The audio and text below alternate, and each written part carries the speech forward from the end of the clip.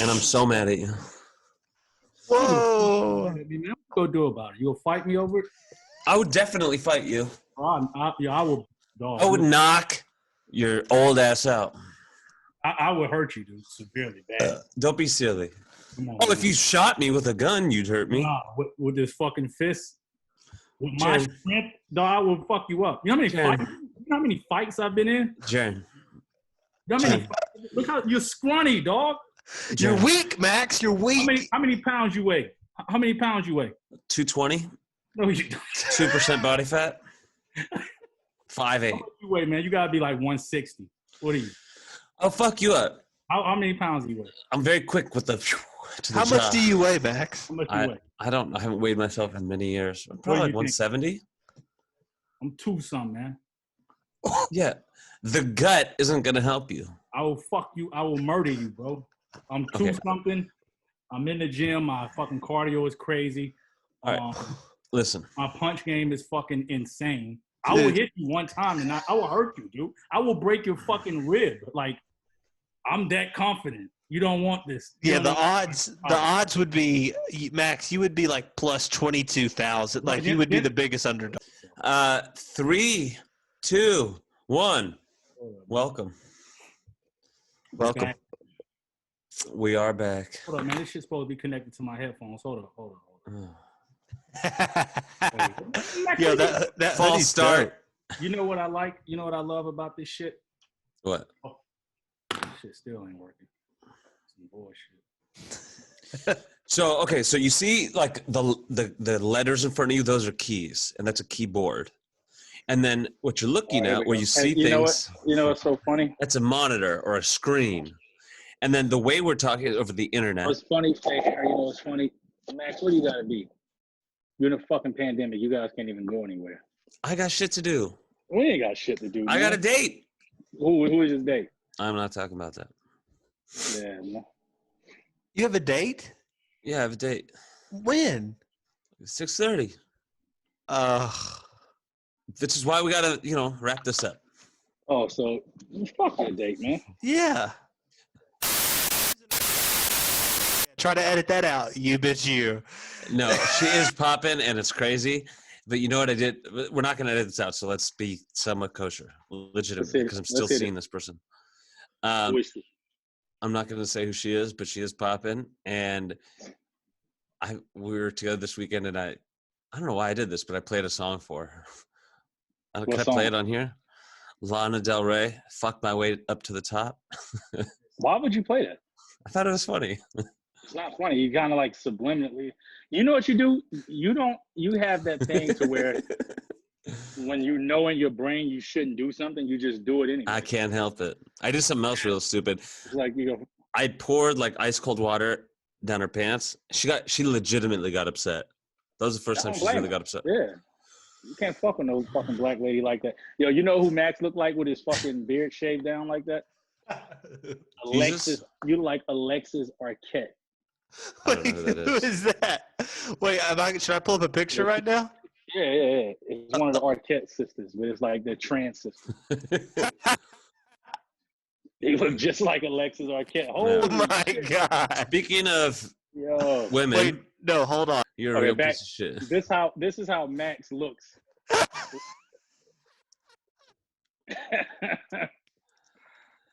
What? Look. Oh, that is. Yeah. Did used to have blonde hair.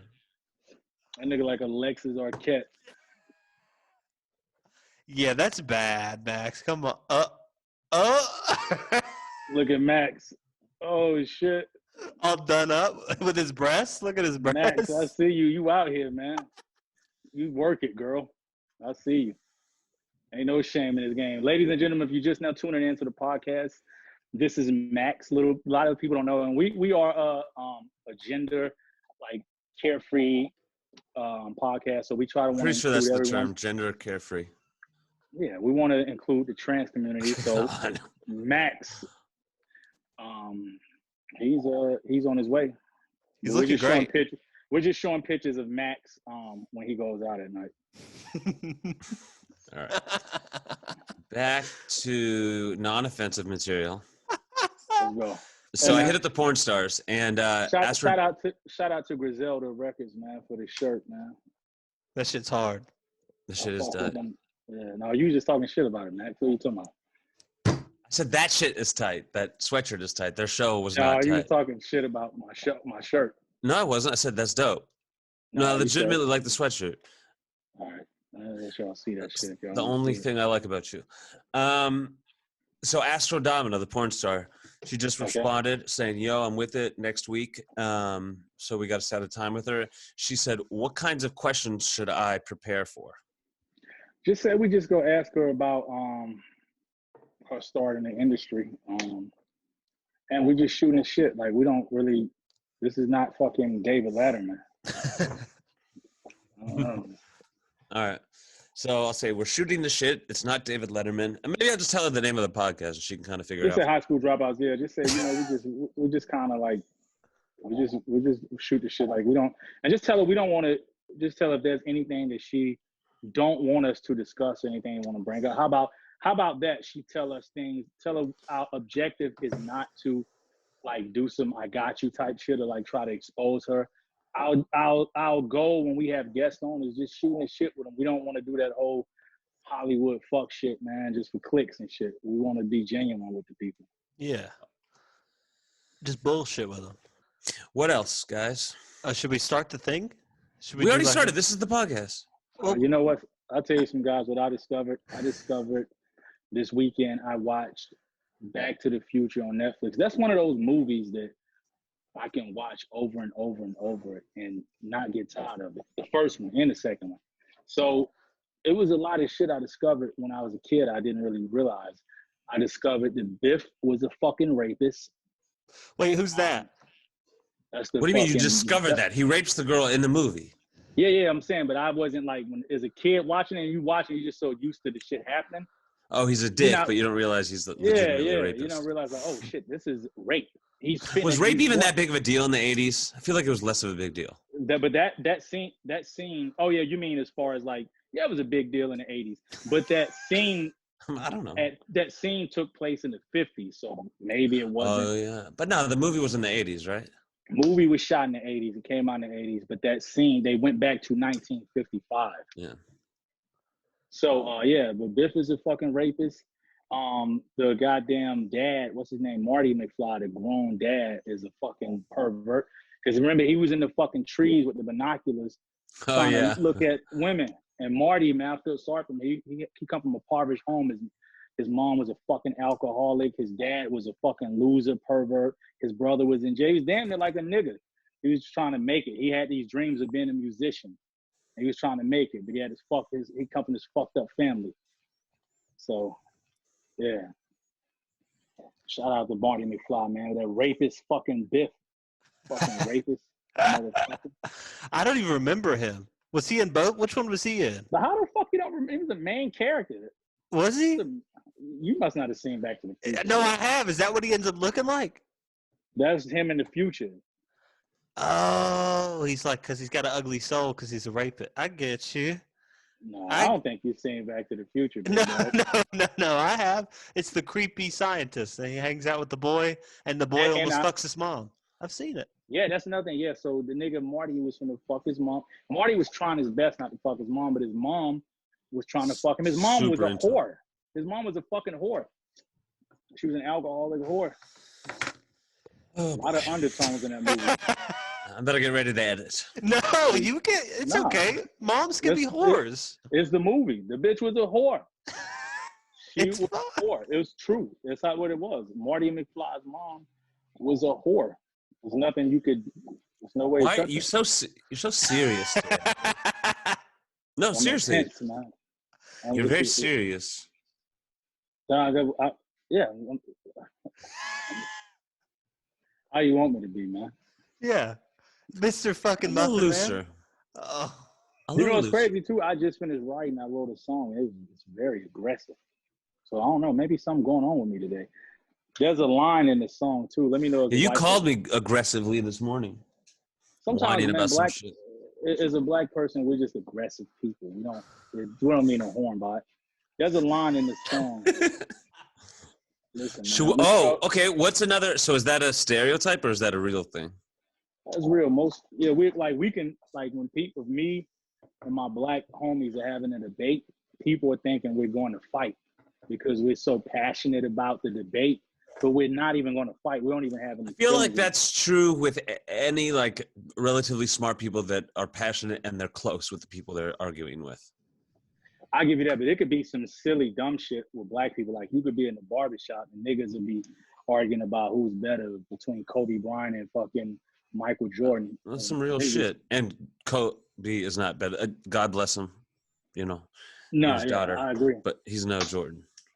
But niggas would be so intense. If you just walked in, you would think they was about to fight. But that's just the nature of how we are when we talking about shit.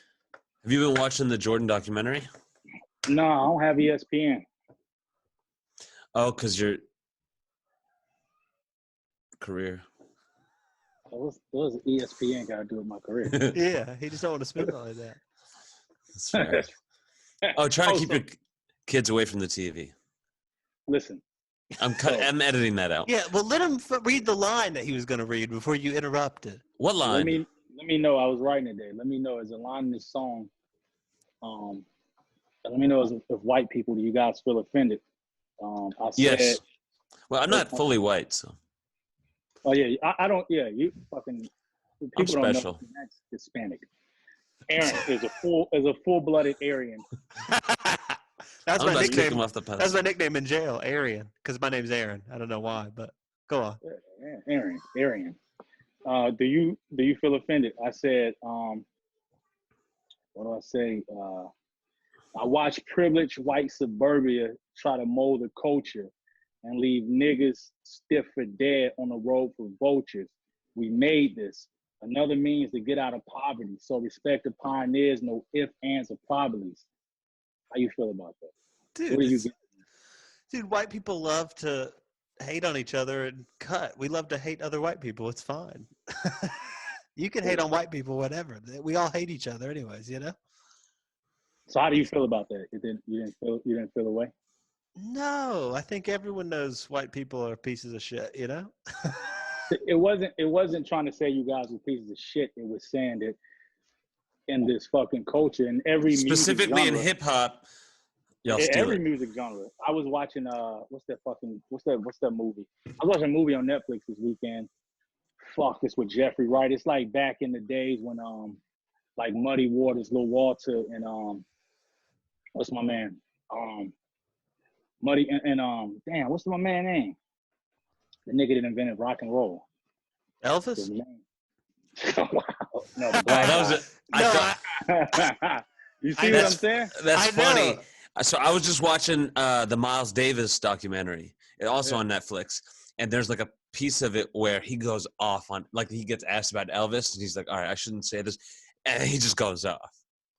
I feel him. And see, that's where that line was coming from. So it's like, Chuck Berry, that's what I was talking about. So Chuck Berry, all these dudes, these black artists, back then they invented all these rock and roll.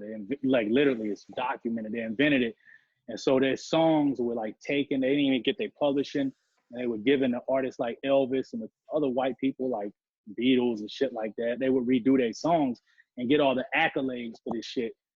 And I feel like that shit, not necessarily to the extent, but it's kind of like that in hip hop. Like you will have, as a black artist, you'll have like white blogs and some shit like that. And this judging black music. And it's sort of like, I feel like it's sort of losing this sense of like direction of like, hold on, this is our shit. Like you can't judge the music we made. Some of these trap artists, indeed, sometimes, you know, the lyrics, you may not fuck with it, but sometimes you got to hear it in a different aspect. But some of these trap artists come from impoverished areas and they come from fucked up circumstances. And sometimes rap may be their only outlet. Just in general, as black artists, sometimes people may not be the most educated. So music and sports and shit like that is like the outlet. And so you're taking something and you're telling people not to fuck with it because you don't understand it. You didn't come from where that person came from. You don't understand this. You don't even understand how to listen to it or the sound of it. You don't understand where it came from. It came from the grit. It came from the bottom. And that's how you had trap music. So I can't stand behind, like, when a white artist is trying to tell what not to listen to in a black created genre. I feel weird about that. So that's where that line comes from. I hear you. Wait, what were you smiling about, Max? Oh, I know who he's talking about. I thought you were smiling. No, I think that's it's no personal shot at nobody. I know, it's just like what it is. Yeah. But I will say it is interesting that hip hop specifically, white people really haven't found a way to make it good, or steal it. They haven't been able to. It's certain white artists that I fuck with that actually do. No, I mean there's some, but like you haven't. There's no one who could like. But they didn't take it to the top and leave the black people behind. They weren't able to in the same way. So the biggest rappers are still black, which is some of the biggest artists. There is no like Elvis of hip hop as of yet. Now some of them like Ariana Grande, a lot of those pop artists now are making essentially rap music in a pop way. So they are doing that. But I think it is like there's no like white Kanye West. There's no like. I have a question for you, Jarren. Is it just that like it's undeniable, maybe not anymore, but like, is it that it was undeniably dope, like an Eminem? Yes, I think a lot of white kids nowadays, that's crazy. I was on the phone with a dude today, white dude, talking about this. I think a lot of white kids these days don't even know how to listen to hip hop because the culture is so fucking weird. What I mean by that, like if you listen to it, Eminem, regardless of back in the day, Eminem, regardless of what he said, it was undeniably fucking dope. He said really dope shit. He had creative ways of saying shit. He said, even though some of this shit was very outlandish, but the way he said things was super dope. Versus now, and I'm not saying all white people, it seemed like white people don't even know how to listen to like dope metaphors. It seemed like they're so into speed.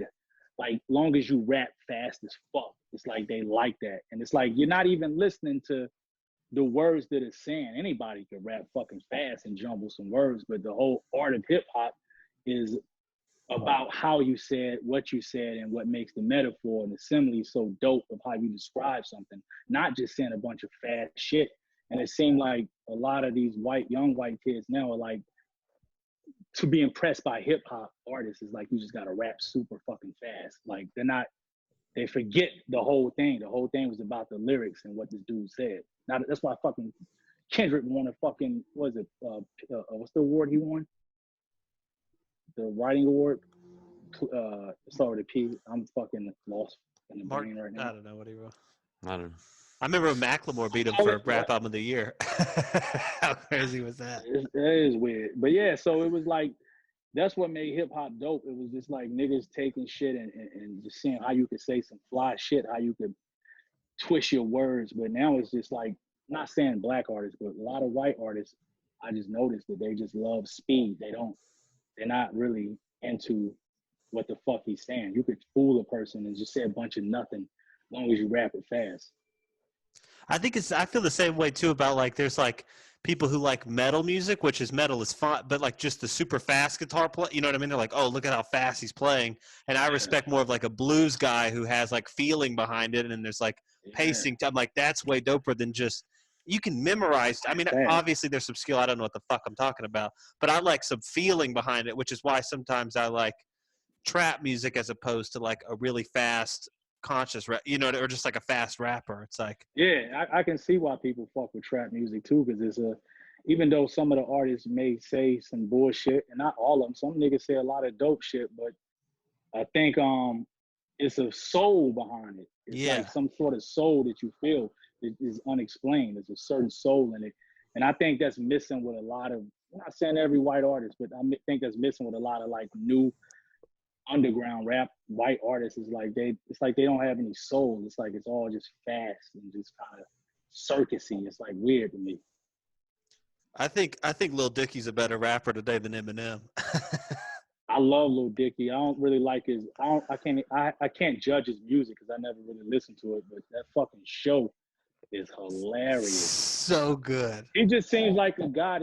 He seems like a true artist. He don't really seem like a vulture in a sense. He seemed like he's really a true artist. Regardless if it was rap, he still would be an artist of somewhat. Just mad creative and shit.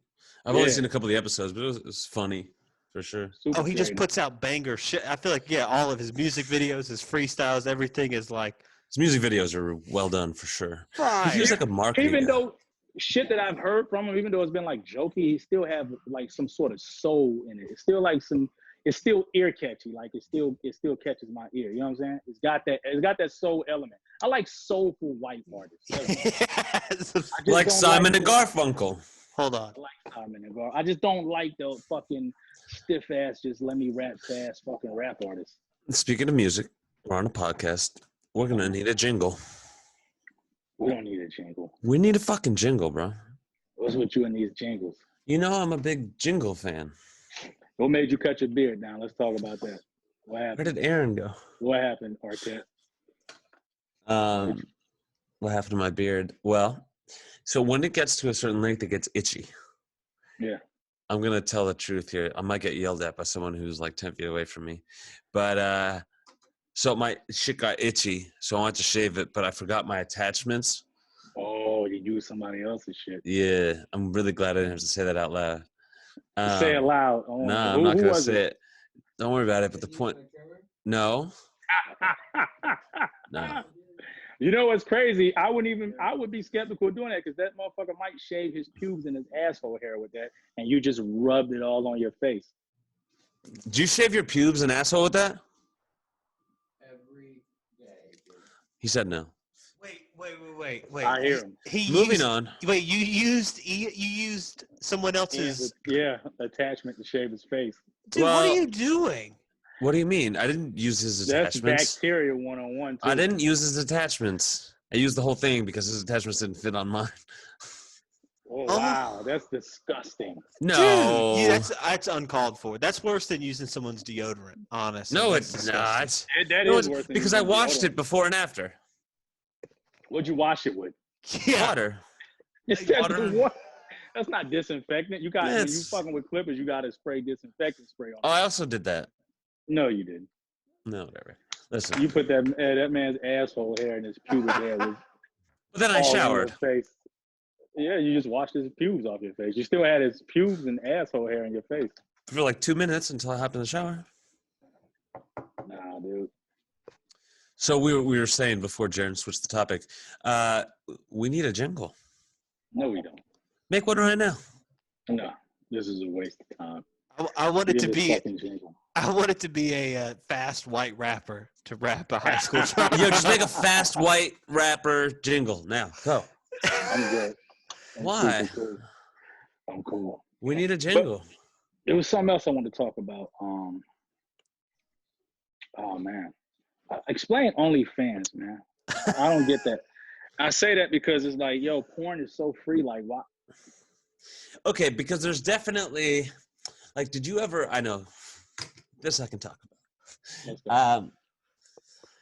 There's something more sexy about like someone like you kind of know or think there might be like a chance with, not even specifically you have a chance with her, but like if you know her in another way or whatever, like her doing that shit is going to be even more sexy than if it's totally random on the screen. If there's a deeper attachment to that person, I'm not saying deeper attachment is in your friends or you know each other very well, but the deeper the attachment is, the sexier it can get. So with an OnlyFans, you can like message them, talk back and forth. You might follow them on Instagram for a while so you like know more about them. It's not just straight the sexual shit. So you have, even if it's often through a sexual fucking lens or whatever, like there's another layer of like connection. Even if only like the messaging. I've never actually been on OnlyFans, but I've seen. Sounds like you have. Yeah, you know a lot about No. Well, I was fucking this girl that has one. It. I've seen this. I'm not seeing her now or nothing, but like I was seeing this You girl. were serious with her, right? No, fuck no. But anyway, not like.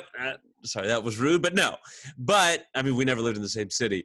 But she's a cam girl, and like I was talking to her just on like some friend shit or whatever, that she was trying to get her OnlyFans popping because like it's just like a consistent source of income. And I was like, why would people do that if like they could just watch your videos that are out or whatever? And she was like, well, because this way they can like message me back and forth, and you know, there's just like an added layer of connection, so they're willing to pay more. Let me ask you this: that chick, did you used to kiss her in the mouth? Yeah. There's a chance that she probably was selling pussy, and she's had numerous amounts of cocks in her mouth. And sometimes she might have been in a rush before she got a meeting with you. And she's like, I gotta go. And she might have just finished sucking the dude's dick. And then she went and met you, and he's like, hey, nice day, babe. How was your day? That's possible. He doesn't wear. We never had the "How was your day" situation. You know what was dope? I fucked her in a mall, in like one of those photo booths, like in the middle, like next to the food court. We just walked into one of those photo booths. That was dope. Yeah. Yeah, you're a sex addict. I don't know if that's dope. No. You have a problem. No. Yes, no, I don't think so. No, I mean, I've done sporadic shit like that too. Fun. I can't even. I've fucked in bathrooms, behind fucking offices and shit. I fucked one time. I don't even want to say this in case I ain't even gonna say it. Fuck, they'll leave. Yeah, I got some shit I can't say. Yeah, it's a lot of shit. There's a sleeper sofa store in Seattle. There's Never mind. Yeah, you never fucking weird places? Oh, I fuck. Yeah, what about you? No, I don't do that shit. I've done. Wow. No. Have you ever fucked in a weird place? I fucked by a park one time. It felt nasty. There was grass What's on my by knees. a park? In a park? No, I was like overlooking. I was on a hill and I could see the park. That's the weirdest place you ever had sex? Yeah, it was somewhere in Atlanta. I think I don't know where it was. I've got a ticket. I was getting hit. This shit was so crazy. I called my cop. I was young, but I was getting head. I was standing outside old girl's car, and she was like squat down. You know, it was dark, so nobody was in the park at the time. So I'm kind of like back against the car. She's in front, topping me off. And what are you, 12? No, dude, it's a fucking 12. I was old enough, but she was older than me, and she was She was old enough to buy like liquor and shit. So we had like beer and shit in the car. So I'm standing up. She topping me. The cop pull up, catch me getting topped in mid, and he came out. He saw that we had alcohol, and he gave us a ticket. For the sex or for the alcohol? I feel like it was for the alcohol. Did he see the sex or no? Yeah, he saw her topping me off. He pulled up with his lights and like. Okay, Aaron. So that's the weirdest place you ever had sex, was a park, or next to a park? Yeah, I'm trying to. Yeah, I think that's it. I'm pretty. For me, I mean, that was up there. It was like the middle of a Sunday. We're at like a mall, and we just pop into a fucking like a photo booth with like a cloth door, like it was just. But that was up there. I lost my virginity in a church. I'd never been to church before. They like broke into one in downtown Seattle. That ain't bad. Yeah, that ain't that. I fucked behind this chick's like broad. It was nighttime, but it was like completely exposed. Could have been on camera too. Behind this chick's office, she got off of work late. She was closing up the office, and then I just fucked. Right behind the fucking. This is the topic you wanted to discuss. This was the other. No, topic. I forgot what I was going to discuss. We were discussing OnlyFans, which is similar. Whatever. Yeah. Oh, okay. OnlyFans is not what I wanted to discuss. I just didn't get OnlyFans. So I guess people feel personal. Like it's like you can just watch porn. Like. But again, I think it's like a next layer because like you can message them and shit. I know they gotta feel like shit. Like after they jerk off and they spew that cum, it's like, oh fuck! I just paid hundreds of dollars to watch a bitch. That's the thing. I think it's like $15 a month. You might as well just pay for a fucking prostitute. At least you get the real experience. Yeah, save up. Save your $15 every month at the end of the 12 months. Go fuck some real. I was in Prague. Hooker was like $20. Not sure. How many days you pay for? I only had like 30 minutes between. I got there like 30 minutes before my family. We were all flying in, so I didn't have much time. You know, it's $20. How'd she look? I'm trying to remember. She was like, I think she was African. Oh, I would not trust. No disrespect to my own people. I would not fuck a $20 African prostitute, dog. I wouldn't fuck a $20 any type of bitch. He raw dog. Did you raw dog this one? No. He did raw dog a prostitute in Africa, though, which we talked about, I think, already. But that's the craziest thing in the world to do is to not wear a condom in a foreign country with a prostitute. That didn't happen. That was a joke. Yeah, right. That's just not We get okay. it. Disclaimer. Yeah, it was a joke. That was a joke. Seriously, guys, you really believe that? Anyways, yeah. It's disgusting. I don't get prostitution. I mean, I guess it sounds. You don't it's get like prostitution. I get it. It's the most obvious business in the world. Yeah. No, It's kind of like the original business. No, like feed me. Here's my pussy. They do say that. I don't think that's true. The oldest business in the world. What is it about Adam and Eve? Prostitution? Don't you get? Like, what do you mean you don't get it? I don't get, like, I feel like half of the enjoyment of the sex is like, wooing them and then being like, oh, it works. No, I'm getting For sex. sure. That is a thing. That is a thing. Yeah, but there's also a lot to the actual sex. It's like snorting cocaine or like smoking weed. It's like you got to roll the blunt. You got to cut up the line. You got to. No. It's like a whole. Yes, maybe you're both right. I feel different because I'm in the entertainment business and it's been like a walk in the fucking park to get pussy. So it's like the whole challenge shit is like, I don't give a fuck. I just want to fuck, nut, and dip. Like, so I get it. Like, I don't have to, like, I haven't, like, this sounds crazy. I haven't went out of my way to get pussy since I was probably a teenager. No, that is what they say. They say that the prostitution, you're just paying them to leave. That's the famous thing. You're not paying for the sex. You're paying them to leave afterwards. Which is really? Yeah. You are. That's crazy. Yeah, that's why famous people do it. But I think that, Aaron, I get what you're saying too, but I think it's more like, yes, but it's not 50-50. Oh, you don't think it's 50? You think it's like 70-30? Yeah. I guess I've been to like a strip club twice, and that was like, it was not as magical as I thought it was. Maybe because I'm not as rich. I'll give you that. Strip clubs are stressful. It's a waste. Sometimes I go to. I'm gonna be honest with you. I go to strip clubs, but I usually go to strip clubs sometimes, and I'll sit at the bar and drink. It's just like you can go to a regular bar and sit and drink, or you can go to a place and sit and drink while chicks walk around naked. That's really. It's just like a. It's like a decor. We've had some good business meetings at strip clubs, you and I. Yeah, we have some good business meetings in strip clubs. No, that's makes all sense. It is. Like, but I don't get off on strip. Like, I'm not. Yeah, I've been in strip clubs and I have left. I've had a couple of times where I've left with a stripper, but that's because we was vibing and shit. And sometimes niggas will mistake. Like, I didn't mistake the vibe.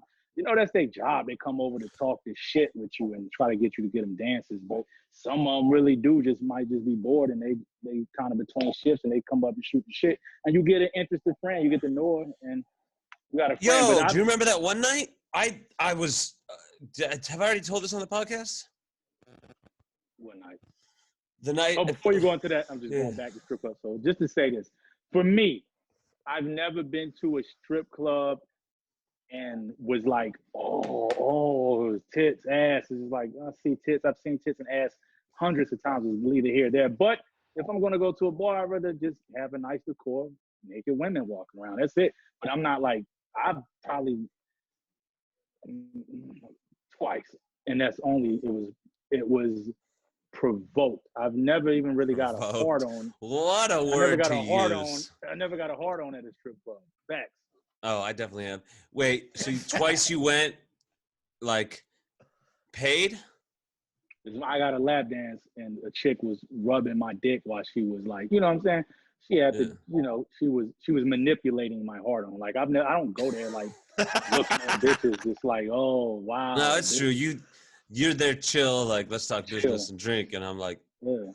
But there was that one night we went because we always go to the one with the white girls, then we go to the one with the black girls. And I had quite a night that one time. This girl, like, as soon as I walked in, it was just only like a ton of black people and me. And like a bunch of girls like walked up to me, tried to get me to buy a dance. And then finally once I did, whatever. And I was like, let me get your number. Just thinking, I don't know, what was I thinking? She gave it to me and I was like, whatever. When we were going to leave, I texted her. I was like, hey, what's up? Are you still here? She was like, no, I'm at home. I'm taking a bath. I was like, oh, let me see. And she like started sending me pictures. And I was like, oh, I wish I was invited. She's like, you are. Here's the address. So I went thinking I was either going to get robbed or I just had to pay. I was like, fuck it. I was on one, so I went. We just watched Adam Sandler movies and fucked all night. It was lovely. It was like a real one night stand, and then I went home. That's what I'm saying. It was bizarre. I was like, what? Isn't this work? It was weird. It was great. And then she fell asleep, and I watched like 2 more times. So I might have just vibe. I vibe with a couple of strippers, and we exchanged numbers, and we've kept in contact. Well, not now, but in the past, I've kept in contact, and so I don't know. So my strip club experience, and they recognize that shit too. They know who they can get money off of, who they can juice. So they kind of recognize game. But I don't really go in strip clubs thirsty. I ain't never been a thirsty nigga at the strip club. I have. Dude, I've seen dudes with like sweatpants on and like collared shirts ready to fucking get their game on, dude. I see niggas in there like, oh, you always see that one nigga that's just getting juice. It's usually like some older fucking guy and that bitch is getting juice, like spending so much money, just conversating, got different bitches, and he just in there in love. You see that. It's like he's at the slot machine. He's just like, let's fucking go. He's got bands. Those are dangerous for me, for sure. All of it's dangerous. Slot machines. Yeah, I've seen Max waste money on slot machines like a motherfucker. I've seen Max lose a shitload of money at slot machines and blackjacks. I thought there were petty slots. I thought I was safe, but I found you could just put $4 and then go do, and it's plus thousands of dollars in like 30 minutes. Do you gamble, Jarren? Yeah, but I'll stop once I lose a certain amount of money. I'm like done, and the money that I lose is a small amount. When I say if I'm losing like $300, when I'm at $400, I'm down. I'm like, all right, I'm done. Max, not him. He lost $1,200 in the fucking Willy Wonka machine. That's for like old ladies. And he fucking gave it $1,400 with Oompa Loompas busting your head. The Oompa Loompas got me, man. They're cute. I kept thinking I was gonna hit the jackpot. I got real close. What pisses me off, man, is when you up and you like, oh shit, like you might start off with 100 and you up like, holy shit, I made to $2,000, only used 100, and you should kind of stop. I mean, I guess 2,000, depending on who you are, is relatively high or low, but it's like you was up. I hate it. I've had times like that where I was up $3,000 in, and I probably spent 100, and it's like I didn't stop, and then you lose that $3,000. It's like fuck. Yo, I'm gonna read some of the recent comments on the last episode. This is a laid back episode, but it's interesting. I like it. Yeah, it's chill. We're chilling. We're kicking it. Aaron straight up drinking commissary in his girl's bedroom. I missed the treehouse. I guess the treehouse refers to our studio. The original spot, yeah. Yeah. We'll be back in the treehouse shortly. Well, maybe not. Do you hear what happened today? No, they just extended the LA stay-at-home order 3 more months. I think they're doing that to y'all on purpose, bro. 3 more. Do you hear me? 3 more months. That's fucking crazy. I think y'all governor's getting his dick hard off this shit. No, because the Fauci guy gave a fucking talk this morning to Congress. Yeah, what was Fauci talking about? I missed it. I didn't listen, but he was basically saying if we reopen too easy, like too soon, too much, it'll just go right back to shit zone. I've been living a regular life.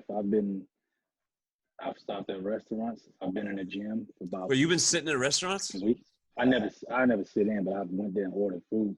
I feel like that's not that. Can you sit in at restaurants in Georgia? Yeah, you can sit in. I'm gonna tell you some crazy dumb shit, man. That shit pissed me off. I'm gonna even say the restaurant name, so niggas don't eat at La Fonda. The La Fonda in fucking Decatur off of Euclid Road, man. Fuck y'all, motherfuckers. Let me tell you what these niggas did. Is this the new Yelp? Is that what we're gonna be? Yeah, we're Yelp. Right. I'm seeing a path here. Bro. You see this shit? So I walk up to the fucking door. They got like the door blocked and they got a table for the distance, right? Yeah. Seen that. Nobody's out there, right? So you got 2-3 people in the inside. One dude, 2 people on the fucking stove, and you got one nigga answering the phones. And you got one nigga, I don't know what's his purpose. I guess the niggas is bagging up. So nobody's there. I'm walk up to him. I was like, yo, can I place an order real quick?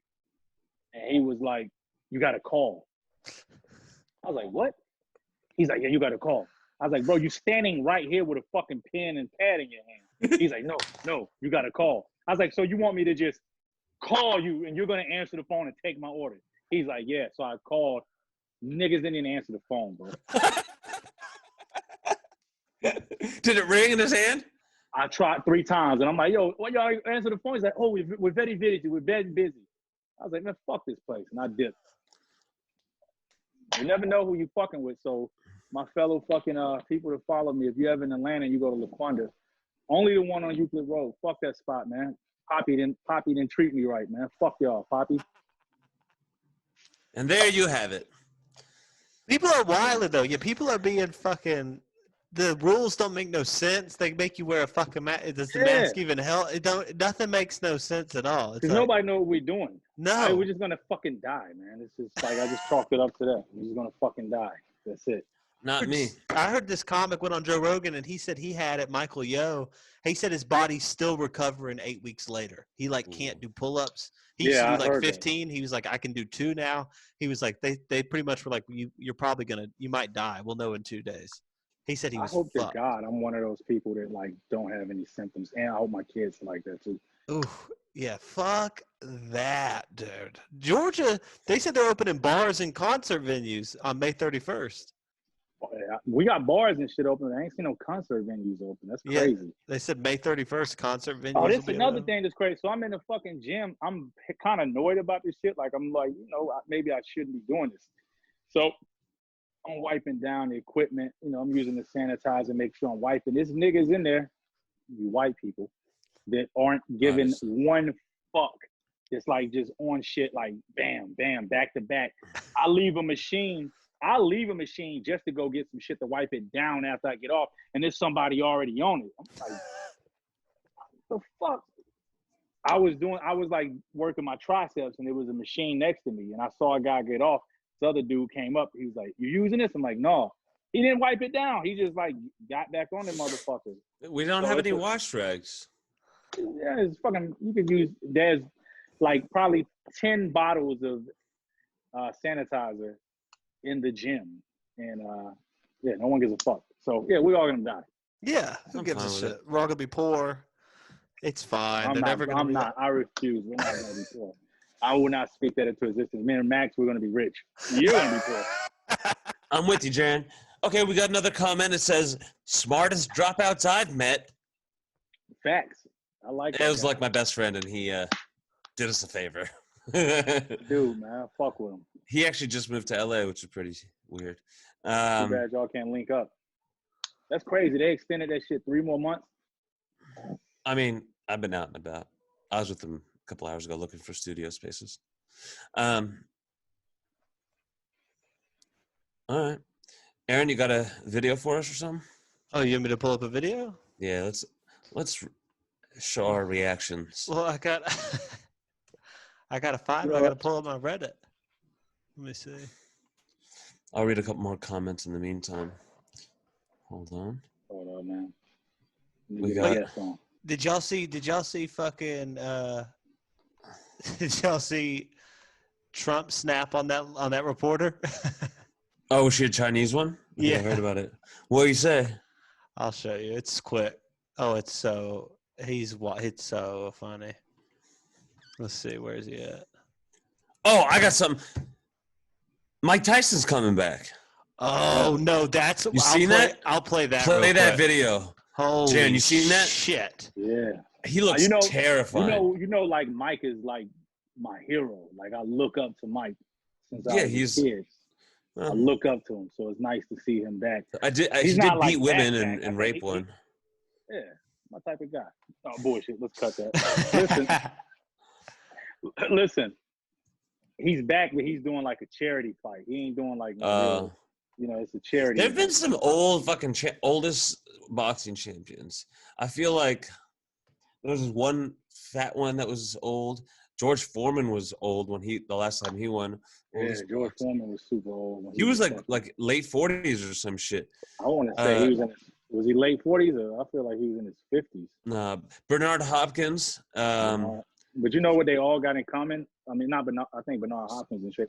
But fucking Foreman looked so out of shape when he like tried to, you know, he kind of was always like after the early days, he kind of was always like a little flabby, but. Oh, James Toney, that was the one. So okay, Bernard Hopkins, 48, but that wasn't heavyweight. The oldest heavyweight champion was George Foreman, 45. Oh, 45. 45. How old is Tyson? Like 53. Dude, watch this shit. This shit is so fire. Oh my god. We gonna get it. Oh.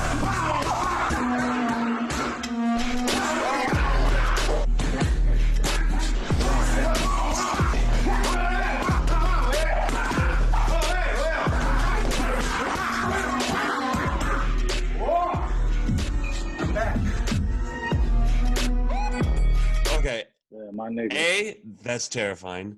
B, to be fair, I think his sound engineer for that video was on point because there was like definitely added shit that made it more intense.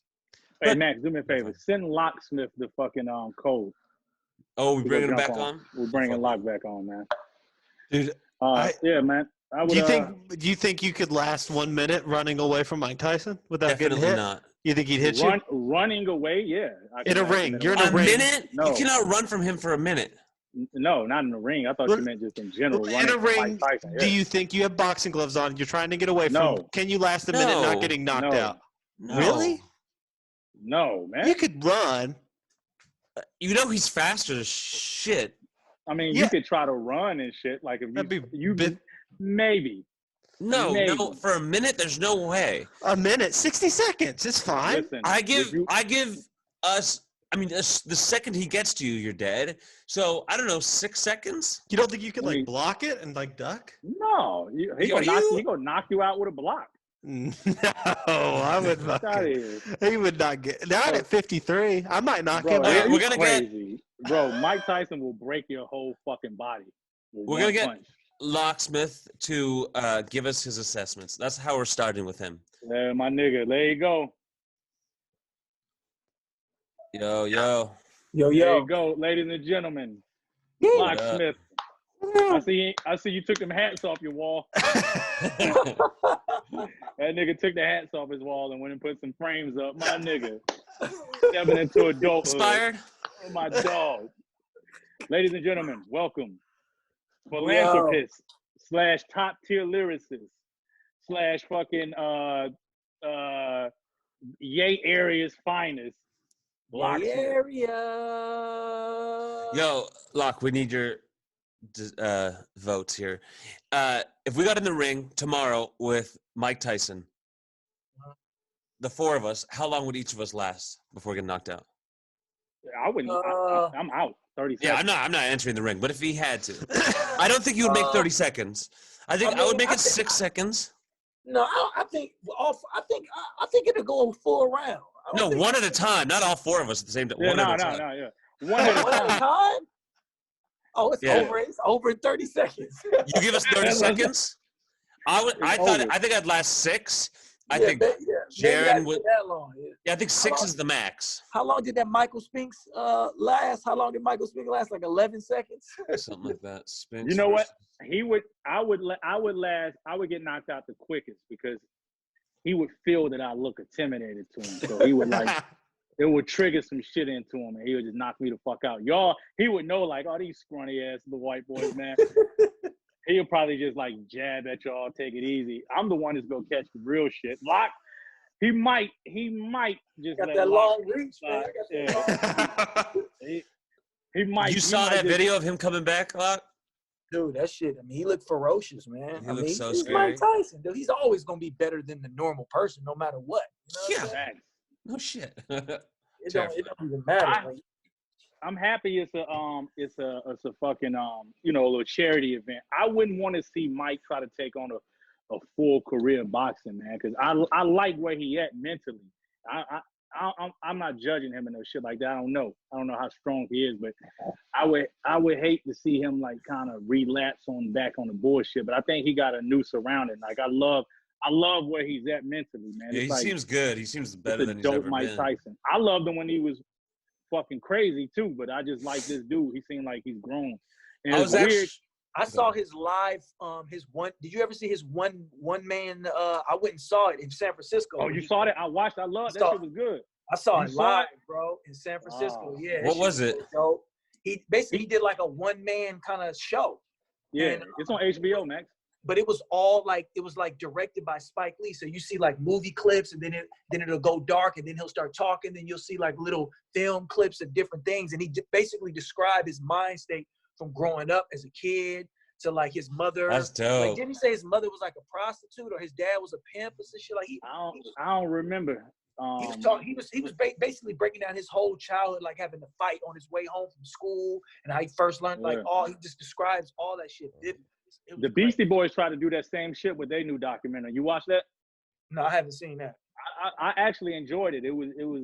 I fuck with Beastie Boys, man. But they did the same shit. It was like a documentary where they on stage. They kind of, instead of somebody else talking. Yeah. What's the word? Niggas be narrating. Yeah. Besides, it was them on stage narrating their own life. Shit was dope. I saw. What's the what's the Beastie? Who's the one that passed away? Ad Rock. So it's no. Rock. I'm sorry. MCA passed away. MCA. So I saw Ad Rock is the tall, skinny one, right? Both. There's two tall. Mike D kind of tall and skinny too. Wait, which one? Mike D the tall, skinny. Both of them niggas kind of lanky looking. One of them is taller and lankier though. Mike D. That's Mike D. Let me look it up. Mike D I just saw one of them at the airport. I literally saw one of them at the airport. Like before everything got locked down, I bumped into one at the airport. You ain't say nothing to him? I did. I was like, yo, man, I just want to come show respect. Like, man, you know what I mean? Love, like, you know? And he was just like, oh, thank you, man. He was hella cool. Nigga's like, get the fuck out of my face, nigga. I was like, yo, you know I appreciate how you stole black culture, you fucking culture boy. Should have been on here 20 minutes ago. We went through this. We already had that conversation, too. Hey, what did he say? He was just like, oh, man. He's like, damn right I did. He's like, you damn right I did. Now my little brother Max is taking over for me. Hey, what he called you the hard ER, man? What you doing in the airport? It's like, leave me alone, nigger. You Arab nigger. You sand nigger. Get out of my face. Speaking of brother, there was like 3 shows on that last tour where people thought you and I were brothers. Mike D. I saw Mike D. That's the one. Yeah, that's the lanky nigga, Mike D. Why Mike D? Yeah. No, that first album right now, bro, is still hard as fuck. You can still play that first album all the way through. Like, yo, it's damn near. I'm gonna give Beastie Boys this. New York. I ain't gonna say Rick Rubin. He was one of the pioneers too. But New York, they don't even really get the credit. But because I'm from the South and I know where it came from, they kind of invented that 808 hi-hat sound. To be honest with you, it came from New York. Rick Rubin. Rick Rubin, yeah.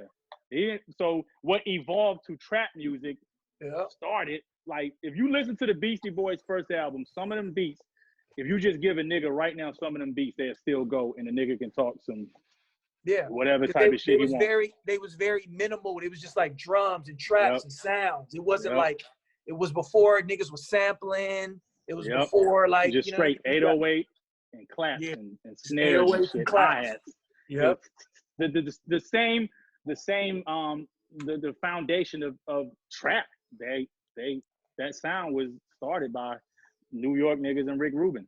Yeah. I mean, Trigger Man, that's from New York. And then it got down south, and the South just loved it. It didn't even pop off in New York. I'm born and raised in South.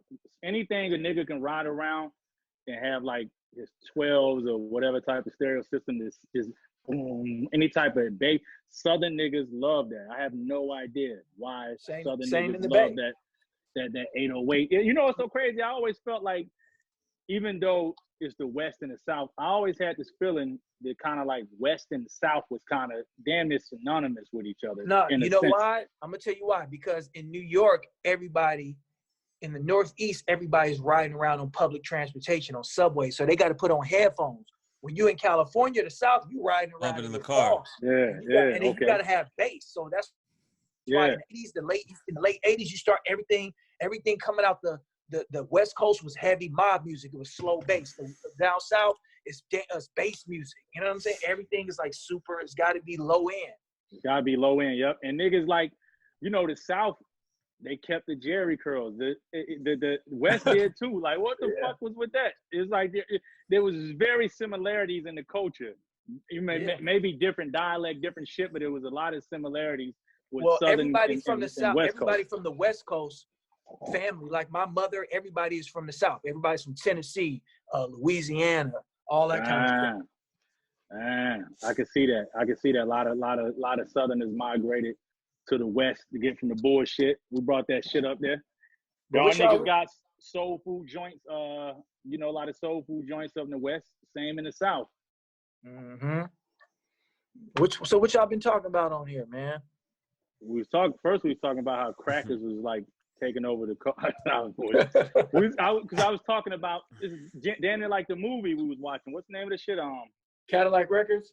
Cadillac Records. Yeah, just how niggas just all of a sudden just it went back to I was just saying like how back then, you know, all these black people invented rock and roll and they shit was just getting stolen, blatantly stolen, and it was an easier presentation for mainstream white America to have a white person doing that shit.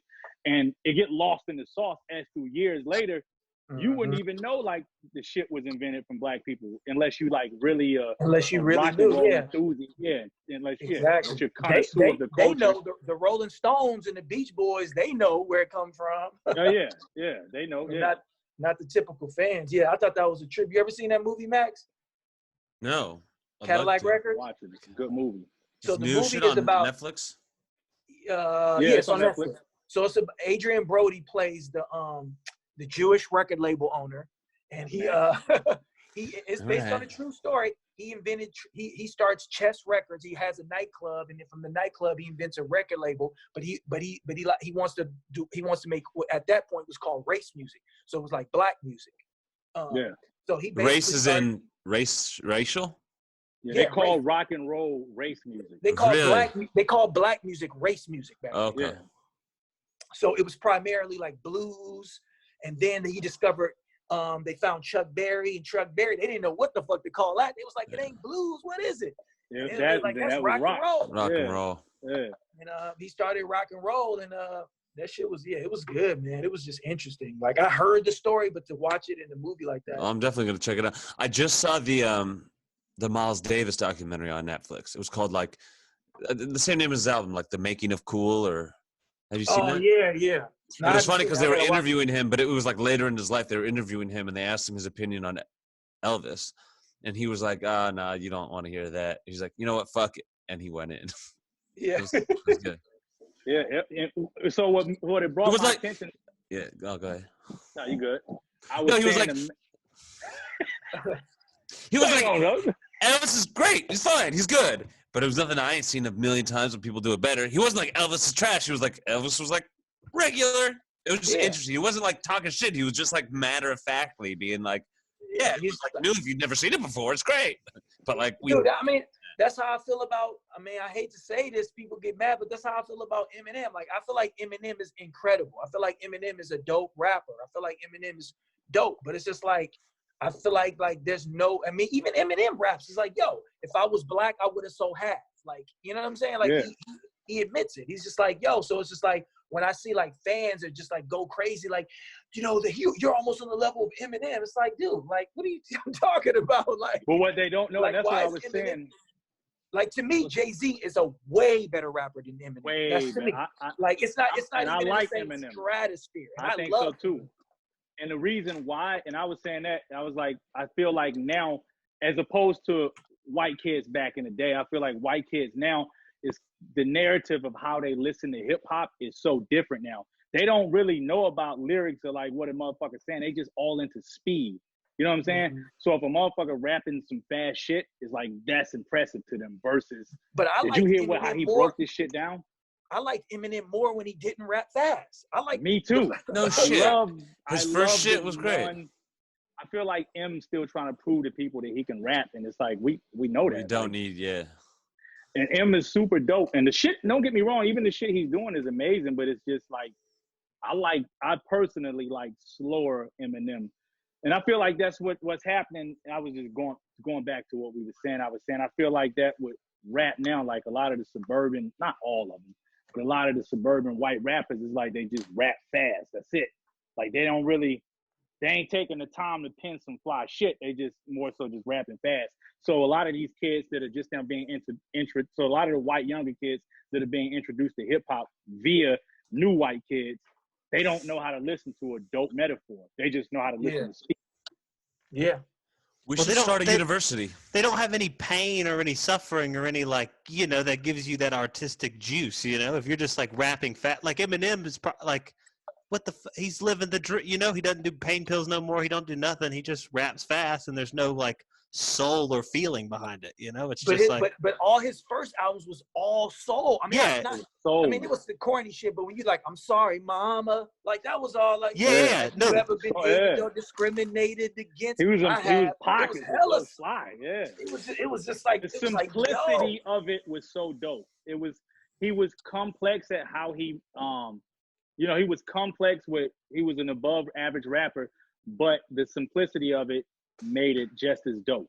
Exactly. It just resonated. You identify with it so much. At least I did. Like I did too. I loved it, man. Say goodbye to Hollywood. Like all that shit was fire, man. Like he was just, and he was rapping so well. Now it's just like, it's dope, but it's just like it does like you were saying, it misses a little bit of soul. Like it don't have the same soul. Do you think it's harder to make great rap music once you're a lot more comfortable in life? No, because Jay-Z is still doing it. Yeah, Jay-Z. Yeah. I like Jay-Z's last album. It's probably my favorite Jay-Z album, maybe second favorite of all time. Like, you know what I'm saying? What's your favorite? Same here. My favorite is Blueprint 1. Yes. I think Reasonable Doubt is better than Blueprint. That nigga talking some shit on Reasonable Doubt. He's talking shit. Yeah. He's talking some shit. Reasonable Doubt is dope too. I don't think so. I think Jay-Z is a perfect example of that. I mean, he's probably one of the, you know, he's obviously the OG in the game. He's been the most successful. So we didn't get to see Biggie and Tupac reach that level. So yeah. No, I don't think you lose something the once you get more comfortable. Because I would say, outside of black artists, like Radiohead is probably one of my top 5, you know, rock bands. But they've evolved so much through the years. Like when they first started, it was just straight guitars and all this shit. Now they damn near like electronic, but they've definitely got more comfortable. They got more money. Well, no, that's why I asked specifically through rap music, because it's a little bit more, you know, out the struggle type shit. No, I don't think it's about the struggle. I think it's just about. But there's always struggle in life. Even if you have money, for sure. Even if you have money, you're talking about a different kind of struggle, right? I agree. You know like Jay-Z's, he definitely seemed to go through some shit a few years ago, you know, and came out of it the other side. Now you see him. I mean, you can even see it in his style. Just everything is just kind of like, fuck the bullshit. Let's get real. Yeah. There's definitely more of that. It's just like palpable with Jay-Z now. That last Jay-Z album was the perfect that's the Jay-Z I wanted to hear. Like, I would have still thought Jay-Z was dope if he would have did like another flashy fly nigga album. You know, he can talk that shit, which more, you know, a nigga who's a billionaire, he can talk the shit more better than any other nigga.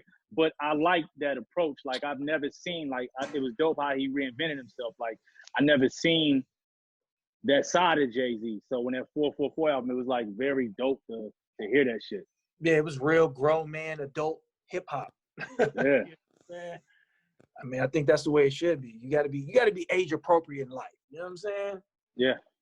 For sure. I think that's the most important thing. Like if you're a grown ass man, you rap about grown ass man shit. You know what I'm saying? In summary, Jarren, it's time for you to grow up.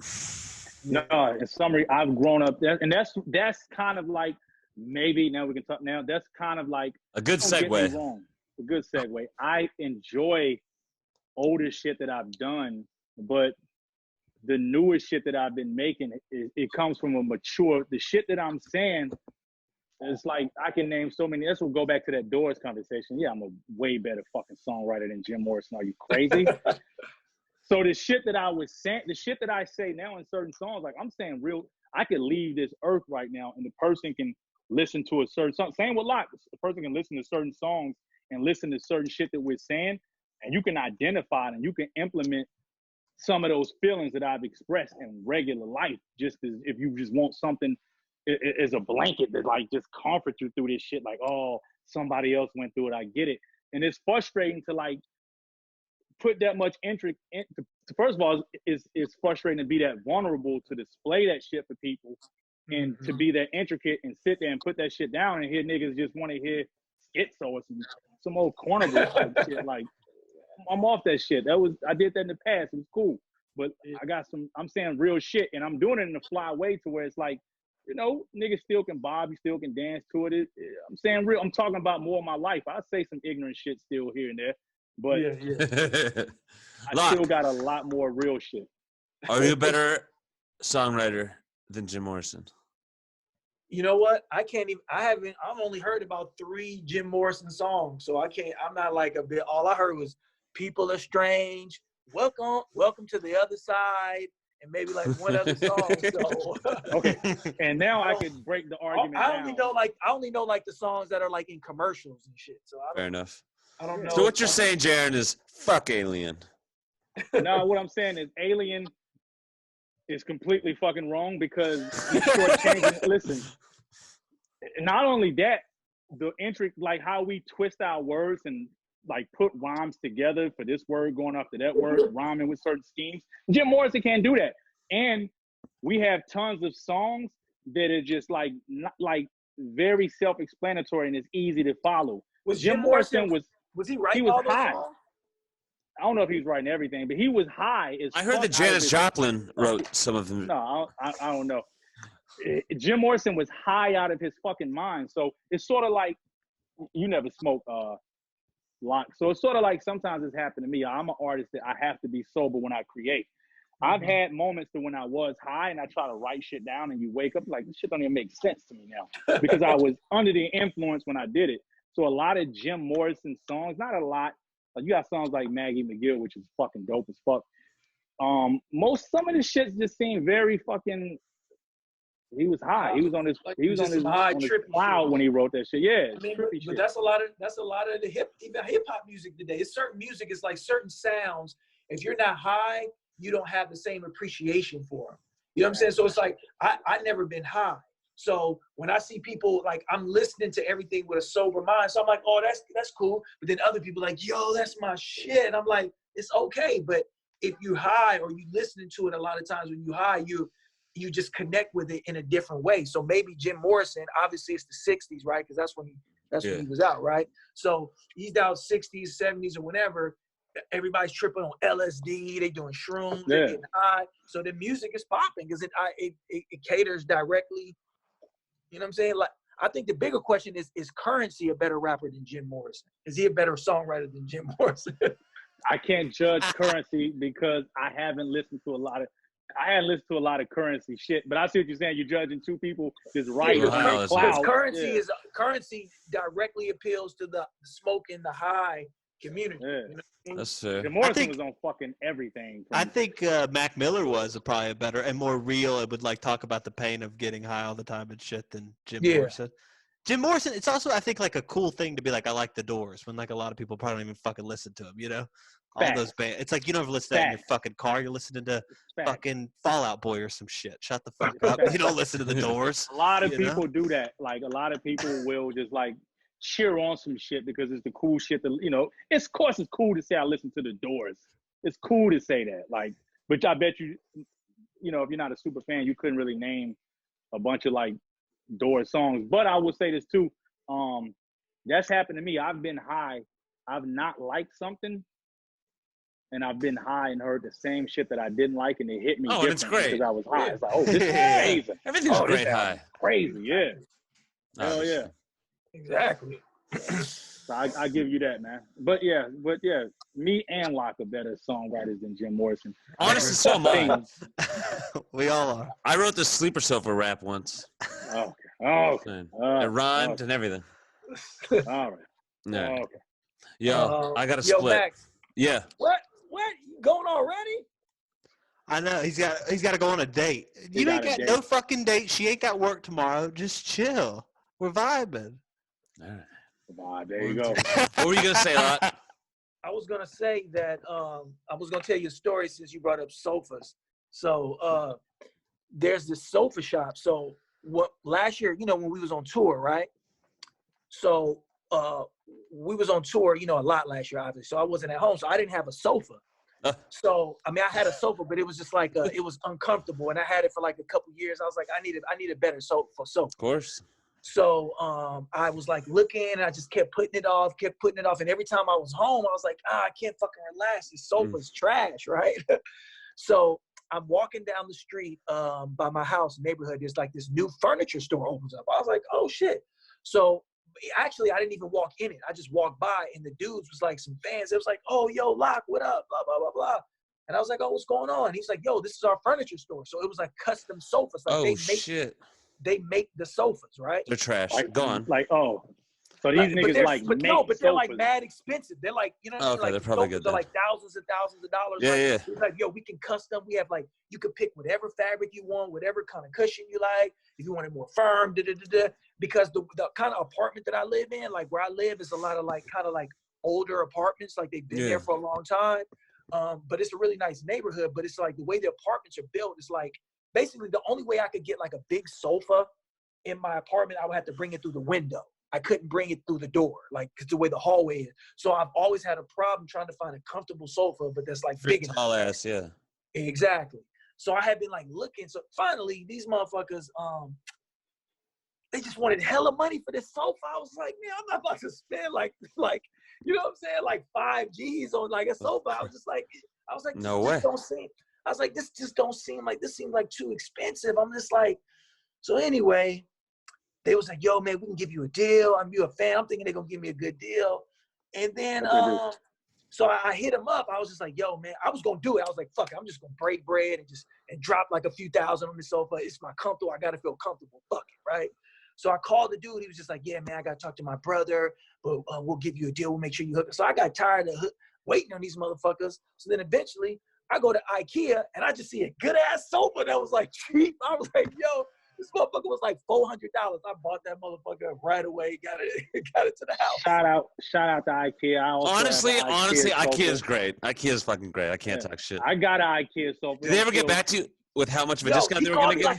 He called me like a month later, like, yo, Lock, I talked to my brother. Like, nigga, some month later. I'm like, man, motherfucker. I was like, man, I didn't even respond. It's like, and he was like, yeah, we can give you like a 10% discount. I'm like, 10%? For tax. I'm like, man. Wow. Hey, you know, hey, shout out to IKEA. I got that shit in IKEA. It was here the next day. I had it. It was put together. I was good to go. Yeah. How's it holding up? It's holding up great. It's been almost a year. Yeah, man. IKEA shit gonna hold up. IKEA's the second best furniture. Yeah, sorry, nigga. Jarren. Fuck sleepers in Seattle. I spent $1,100 on my IKEA fucking couch, man, and I had it for like 2 years now. It's been amazing. It's been good. Yeah, man. Hell yeah. I'm good. I did spend some bread on my mattress though. I spent like a couple thousand, 2,000 on my mattress. Where'd you get it? I had this mattress for mattress on us. That nigga found that shit on the. You didn't get it from like Casper or some shit? No, I got it from like Mattress Firm or one of those places. Like I think I got it from Mattress because it had like a warranty, and it was like you get like 120 sleeps. You can return. Yo, but check this out. That nigga wake up and tally up his sleep. Yo, I took it. It took me 3 times because they give you 3 times. It took me till I got to the 4th mattress. I was like, all right, this is the right one. Like I kept. That's already a year. Shit. No, you get 120. You get 120 days. Did you use them before you switched? I use every 120 days. You really that customer? You're the worst customer. I was gonna try and sell you a sofa, but I honestly don't want matter of fact, it was like on the 123rd day, and I was like, I have my receipt. I still want it. I was like, it was damn. And then there's something called firing customers. That's what we do to you. You fire a customer. But it was I had to get the right mattress, man. So when it comes to sofas and music, there's really just one thing left to do. What's that? My fucking headphones, if y'all can hear me, my fucking headphones. Nah, them headphones sounds trash. Shit, hold on. Can y'all hear that? No? I can hear I can hear y'all now. Your headphones sound trash, they about to fucking die. Fuck these headphones, man. Fuck. Well, Max got to go bang out his girl. Hey, Lock, thanks for joining us on another edition of High School Dropouts. Let's make it clear. Locksmith is not a high school dropout. He's a college educated man. Oh, then we can't. We have he's got a bachelor in fucking African studies. How's it going in Atlanta though? Is people still alive? Nobody's dying? We in this bitch, man. We in this bitch. We fucking having fish fries and all types of shit, man. Niggas in Atlanta go be us, dog. You know? It's all good. All right, y'all. Yo, thanks for coming on, man. Be safe, man. Y'all niggas locked down for 3 more weeks. We just got 3 months. Yeah. All right. Peace. See y'all niggas on the other side. More sleepers, sofas than anyone